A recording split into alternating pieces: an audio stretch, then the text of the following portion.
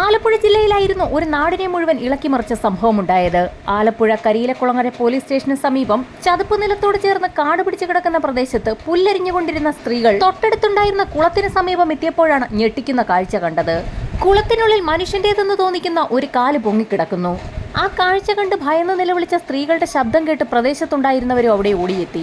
നാട്ടുകാരുടൻ തന്നെ വിവരം കരിയിലക്കുളങ്ങര പോലീസ് സ്റ്റേഷനിൽ അറിയിച്ചു. സ്ഥലത്തെത്തിയ പോലീസ് സംഘം മൃതദേഹം കരയിലേക്ക് എടുക്കുന്നതിനായി രണ്ടുപേരെ കുളത്തിലേക്ക് ഇറക്കി. എന്നാൽ പൊങ്ങി നിൽക്കുന്ന കാലിൽ എത്ര പിടിച്ചു വലിച്ചു നോക്കിയിട്ടും ആ മൃതദേഹം കുളത്തിനടിയിലെ ചതുപ്പിൽ നിന്നും അനങ്ങുന്നുണ്ടായിരുന്നില്ല. കൂടുതൽ പേർ ചേർന്ന് മൃതദേഹം കരയിലേക്ക് വലിച്ചെടുപ്പിച്ചപ്പോഴേക്കും അതൊരു സ്ത്രീയുടേതാണെന്ന് തിരിച്ചറിഞ്ഞു. മൃതദേഹം കരയിലേക്ക് ഇട്ടപ്പോഴാണ് നാട്ടുകാരും പോലീസുകാരും ഒരു കാര്യം ശ്രദ്ധിക്കുന്നത്. ആ സ്ത്രീയുടെ മൃതദേഹത്തിന്റെ പിൻഭാഗത്തായി നീളത്തിലുള്ള ഒരു കരിങ്കല്ല് കെട്ടിവെച്ചിരിക്കുന്നു. കല്ലുകൊണ്ട് കെട്ടിവെച്ചിട്ട് മൃതദേഹത്തിന്റെ കാൽപാദങ്ങൾ വെള്ളത്തിന് മുകളിലേക്ക് പൊങ്ങി വരികയായിരുന്നു. ഒരു പല്ലുപോലുമില്ലാത്ത സാരി ധരിച്ച ഒരു സ്ത്രീയുടെ മൃതദേഹമാണ് പോലീസിന് കിട്ടിയിരിക്കുന്നത്. ഫോറൻസിക് സംഘം ഉടൻ തന്നെ സ്ഥലത്തെത്തി വിശദമായ പരിശോധന നടത്തി. മൃതദേഹം അഴുകി തുടങ്ങിയ നിലയിലായിരുന്നു. ഇൻക്വസ്റ്റ് നടപടികൾ ഒരു ഭാഗത്ത് പുരോഗമിക്കുകയായിരുന്നു. ഈ സമയത്താണ് CI ഹരികൃഷ്ണൻ പ്രദേശമാകെ ഒന്ന് സൂക്ഷ്മമായി നിരീക്ഷിച്ചത്. മൃതദേഹം കിട്ടിയ കുളത്തിന്റെ ഭാഗത്തു നിന്നും മുൻപോട്ട് നടന്ന CIക്ക് പെട്ടെന്നാണ് രൂക്ഷമായ ഒരു ഗന്ധം വമിക്കുന്നതായി തോന്നിയത്. രൂക്ഷഗന്ധം വമിക്കുന്ന സ്ഥലം ലക്ഷ്യമാക്കി CI നടന്നെത്തിയത് ഒരു കാവിനുള്ളിലേക്കാണ്. സർപ്പക്കാവിനുള്ളിൽ ഒരു പൂച്ച ചത്തുകിടക്കുന്നത് അദ്ദേഹത്തിന്റെ ശ്രദ്ധയിൽപ്പെട്ടു. പൂച്ചയുടെ വായിൽ നിന്നും നുരയും പതയും വന്നിട്ടുണ്ട്. അതുമാത്രവുമല്ല, പൂച്ചയുടെ മൃതദേഹവും അഴുകി തുടങ്ങിയിട്ടുണ്ട്.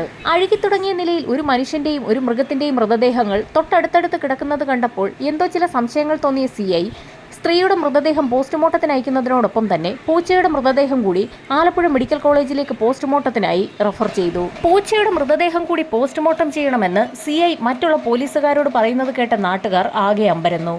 അവരിൽ പലരും അടക്കം പറഞ്ഞ് ചിരിക്കുന്നുമുണ്ടായിരുന്നു. പൂച്ചയുടെ മൃതദേഹം പോസ്റ്റ്മോർട്ടം ചെയ്യുന്ന ഒരു സംഭവം കേരളത്തിൽ തന്നെ ആദ്യമായിട്ടാണ്. എന്നിരുന്നാലും രണ്ട് മൃതദേഹങ്ങളും CIയുടെ നിർദ്ദേശപ്രകാരം പോസ്റ്റ്മോർട്ടത്തിന് അയച്ചു. ശേഷം മരിച്ച സ്ത്രീയെക്കുറിച്ച് കൂടുതൽ അറിയുന്നതിനായി ആ പ്രദേശത്തൊക്കെ പോലീസ് സംഘം ഒരു അന്വേഷണം നടത്തി.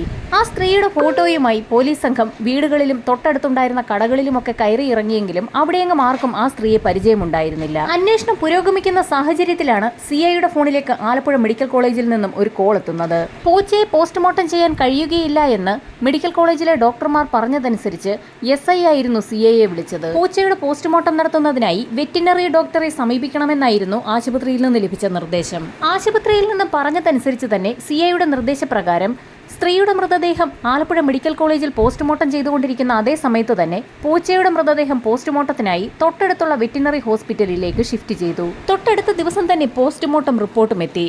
രണ്ട് മൃതദേഹങ്ങളിലും ഫ്യൂരിഡാൻ എന്ന വിഷവസ്തു കടന്നിട്ടുണ്ടെന്നായിരുന്നു റിപ്പോർട്ടിൽ വ്യക്തമാക്കിയിട്ടുള്ളത്. സ്ത്രീയുടെ ശരീരത്തിലുണ്ടായിരുന്ന ഫ്യൂരിഡാൻ എങ്ങനെയാണ് പൂച്ചയുടെ ശരീരത്തിലെത്തിയത്? അത് കണ്ടെത്താനായാൽ ഈ കേസിന് ഒരു തീരുമാനമാകുമെന്ന് CI ഹരികൃഷ്ണനും സംഘവും ഉറപ്പിച്ചു. കാവിനുള്ളിൽ ചത്തുകിടക്കുന്ന നിലയിൽ കണ്ടെത്തിയ പൂച്ചയുടെ ഫോട്ടോസ് പോലീസ് സംഘത്തിന്റെ കൈവശമുണ്ടായിരുന്നു. ആ ഫോട്ടോ ഉപയോഗിച്ച് പ്രദേശത്തെ വീടുകളിലൊക്കെ കയറിയിറങ്ങി അവിടെ ആർക്കെങ്കിലും പരിചയമുള്ള വീട്ടിലെ വളർത്തുന്ന പൂച്ചയാണോ ഇതെന്ന് അന്വേഷിക്കാൻ പോലീസ് സംഘം തീരുമാനിച്ചു. ഇതേ സമയം തന്നെ തൊട്ടടുത്തുള്ള പോലീസ് സ്റ്റേഷനുകളിൽ ഏതെങ്കിലും മാൻ മിസ്സിംഗ് കേസ് രജിസ്റ്റർ ചെയ്തിട്ടുണ്ടോ എന്നുകൂടി പോലീസ് സംഘം അന്വേഷണം നടത്തി. ഇതേ സമയം തന്നെ പൂച്ചയുടെ ഫോട്ടോയുമായി പോലീസ് സംഘം വീടുകൾ തോറും കയറിയിറങ്ങുന്നത് നാട്ടുകാരിൽ പരിഹാസമുളവാക്കി. അങ്ങനെ അന്വേഷണത്തിനൊടുവിൽ ഒരു വീട്ടുകാർ പൂച്ചയെ തിരിച്ചറിഞ്ഞു. ഇതേ നിറത്തിലുള്ള പൂച്ച തങ്ങൾക്കുണ്ടായിരുന്നെന്നും ഏതാനും ദിവസങ്ങൾക്ക് മുൻപ് അതിനെ കാണാതായെന്നും വീട്ടുകാർ പറഞ്ഞ വിവരം പോലീസ് സംഘം CIയെ അറിയിച്ചു. CI ഹരികൃഷ്ണന്റെ നിർദ്ദേശപ്രകാരം പൂച്ച പോകാനിടയുള്ള എല്ലാ വീടുകളുടെയും വിശദ വിവരങ്ങൾ ആ വീട്ടുകാരിൽ നിന്ന് തന്നെ പോലീസ് സംഘം കളക്ട് ചെയ്തു. ആ സമയത്ത് ഹരിപ്പാട് പോലീസ് സ്റ്റേഷനിൽ നിന്നും കരിയിലക്കുളങ്ങരയിലേക്ക് ഒരു ഫോൺ കോൾ എത്തി. അവിടെ ഒരു മാൻ മിസ്സിംഗ് കേസുമായി രണ്ട് ചെറുപ്പക്കാർ എത്തിയിരിക്കുകയാണ്. അവരുടെ അമ്മയെ ഏകദേശം 3 ദിവസങ്ങൾക്ക് മുൻപ് കാണാതായിരിക്കുന്നു.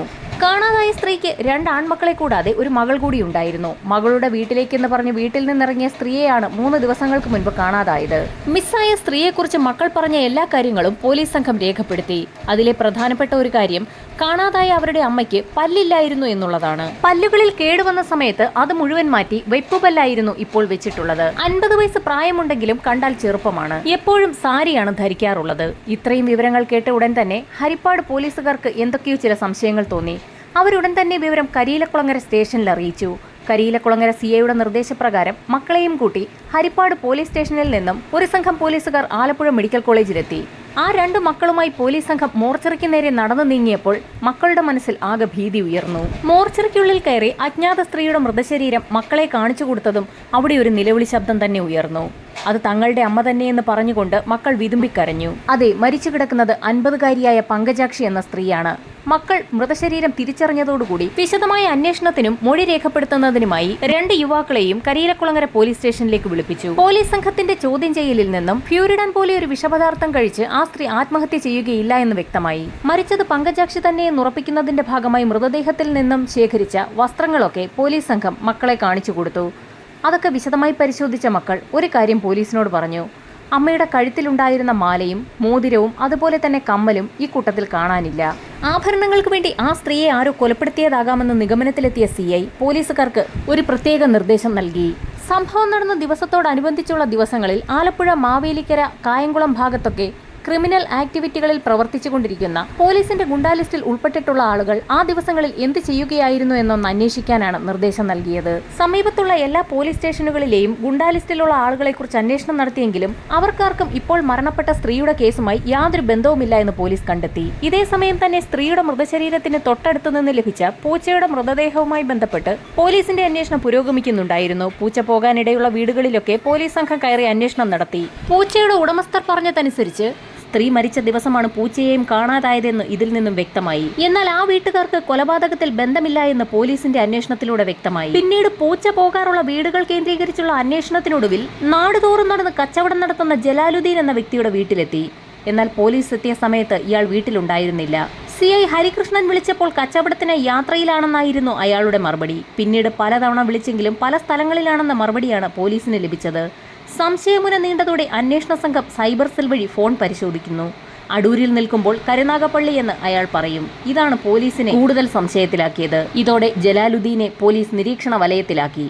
അയാളുടെ പെരുമാറ്റത്തിൽ പോലീസിന് സംശയം ഓരോ ദിവസവും വർദ്ധിച്ചു വന്നു. രാത്രി 1 മണിക്ക് ജലാലുദ്ദീൻ വീട്ടിലെത്തിയതായി സൂചന ലഭിച്ച അന്വേഷണ സംഘം വീട് വളഞ്ഞ് ജലാലുദ്ദീനെ പിടികൂടുന്നു. ചോദ്യം ചെയ്യലിൽ അയാൾ കുറ്റമെല്ലാം സമ്മതിച്ചു. ഒടുവിൽ നാടിനെ നടുക്കിയ കൊലപാതകത്തിന്റെ ചുരുളഴിഞ്ഞു. പാത്രക്കച്ചവടവുമായി ബന്ധപ്പെട്ട് കരുവാറ്റ എന്ന സ്ഥലത്തെത്തിയ ജലാലുദ്ദീൻ അവിടെ ഒരു സ്ത്രീയെ പരിചയപ്പെട്ടു. ഏറെ നാളത്തെ പരിചയത്തിനൊടുവിൽ അവരുമായി പ്രണയത്തിലാകുന്നു. സ്ത്രീയുടെ കയ്യിൽ നിന്ന് ആഭരണവും പണവും ഒക്കെ ജലാലുദ്ദീൻ കൈപ്പറ്റി. കുറെ കാലം കഴിഞ്ഞ് സ്ത്രീ ആഭരണം തിരിച്ചു ചോദിച്ചതോടെ വിരോധമായി മാറി. ഇതോടെ കൊലപ്പെടുത്താൻ തീരുമാനിക്കുന്നു. സ്വർണം തിരികെ നൽകാമെന്നും രാത്രിയാകുമ്പോൾ പാടശേഖരത്തേക്ക് എത്തണമെന്നും സ്ത്രീയോട് ആവശ്യപ്പെടുന്നു. പാടശേഖരത്തിന് തൊട്ടടുത്താണ് കുളം. കുളത്തിനടുത്തെത്തിയ സ്ത്രീയെ അവിടെ നിർത്തി ഭക്ഷണമെടുക്കാൻ ജലാലുദ്ദീൻ വീട്ടിലേക്ക് പോകുന്നു. വീട്ടിലെത്തി 2 ഭക്ഷണപ്പൊതികൾ പാക്ക് ചെയ്യുന്നു. അതിലൊന്നിൽ സ്ത്രീയെ കൊലപ്പെടുത്താൻ വിഷം കലർത്തി. ഭക്ഷണവുമായി സ്ത്രീക്കടുത്തേക്ക് നടന്നുപോയ ജലാലുദ്ദീനെ ഒരു പൂച്ച പിന്തുടരുന്നത് ഇയാൾ അറിഞ്ഞിരുന്നില്ല. എല്ലാത്തിനും സാക്ഷിയായ പൂച്ച. പാടത്തെത്തി 2 പേരും ഭക്ഷണം കഴിക്കുന്നു. ഏതാനും നിമിഷങ്ങൾക്കകം അമിതമായി ഛർദ്ദിക്കുകയും സ്ത്രീ മരിച്ചു വീഴുകയും ചെയ്തു. മരിച്ച ശേഷം ശരീരത്തിൽ വേലിക്കല്ല് കെട്ടി അവരെ കുളത്തിൽ താഴ്ത്തി. ജലാലുദ്ദീന്റെ വീട്ടിലെത്തിയ പൂച്ച ഭക്ഷണത്തിലെ ഇറച്ചിയുടെ മണം പിടിച്ച് ജലാലുദ്ദീനെ പിന്തുടർന്ന് പാടത്തേക്ക് വന്നതാണ് കേസിൽ വഴിത്തിരിവായത്. വിഷം കലർത്തിയ ഭക്ഷണത്തിന്റെ അവശിഷ്ടം കഴിച്ചതോടെ പൂച്ചയും ചത്തു. മാവേലിക്കര അഡീഷണൽ സെഷൻസ് കോടതി ജലാലുദ്ദീന് ജീവപര്യന്തം ശിക്ഷ വിധിച്ചു. കേസ് തെളിഞ്ഞതോടെ പോലീസുകാരെ കളിയാക്കിയ വിമർശകർ തന്നെ ആദരവോടെ എത്തി. പൂച്ചയുടെ പോസ്റ്റ്മോർട്ടത്തിലൂടെ തെളിയുന്ന ആദ്യ കേസായും ഇത് ചരിത്രത്തിൽ ഇടം നേടി.